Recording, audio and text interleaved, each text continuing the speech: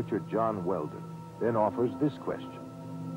How credible is it to think that literally thousands of genuine extraterrestrials would fly millions of light years simply to teach New Age philosophy, deny Christianity, and support the occult?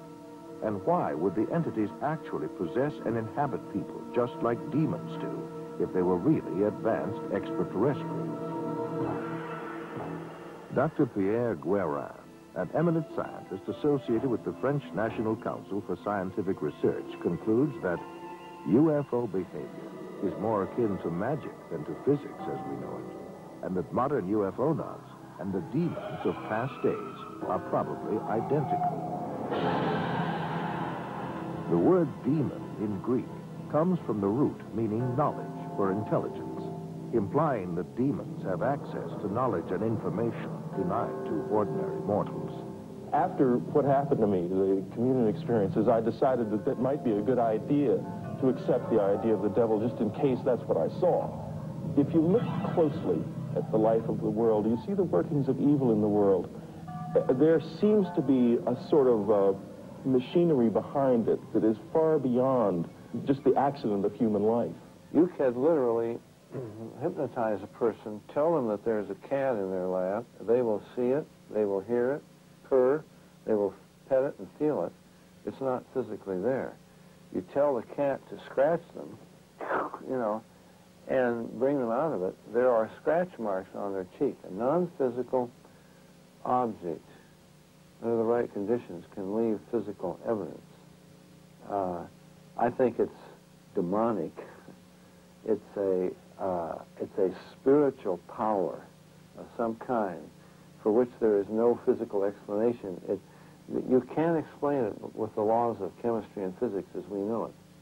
John Keel is a world-renowned expert on UFOs and has written numerous books and articles on the subject.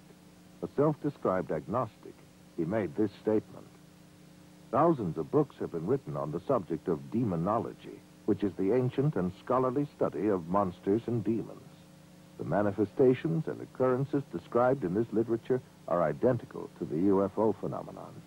Victims of demonic possession suffer from the same medical and emotional symptoms as the UFO contactees. I would say I was assaulted by something from the unknown rather than possessed by it. I hope that I was never possessed by it, although there are those who might disagree with me. And I don't think it was something out of craziness. If it came out of my mind, it came out of a part of my mind that is universal to us all. Like Stryper, there are thousands of others who have also sensed something evil and demonic. Something is here, probing people, inspecting them, planting thoughts in their minds, and manipulating their bodies. I do know from different things that are still occurring within my body that I'm still being visited. I've been working on a project now where I'm allowing spirits in a haunted house to speak through me. In Close Encounters of the Third Kind, that first film that came out about UFOs, the house that the mother and little boy were living in, you know, the toys began running around and screws unscrewed in the presence of UFOs. What the film was saying was the same people that run UFOs run haunted houses. And I would say that's absolutely true.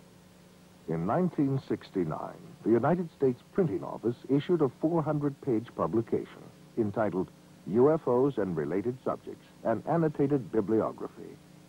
The author was the senior bibliographer for the Library of Congress, Miss Lynn E. Cateau. During her research, she read over 1,000 articles, books, and other literature. She summarizes her findings in the preface of the bibliography. A large part of the available UFO literature is closely linked with mysticism and the metaphysical. It deals with subjects like mental telepathy, automatic writing, and invisible entities, as well as phenomenon like poltergeist manifestations and possession. Many of the UFO reports now being published in the popular press recount alleged incidents that are strikingly similar to demonic possession and psychic phenomenon that have long been known to theologians and parapsychologists. This document was compiled for the United States Air Force and is now in the Library of Congress.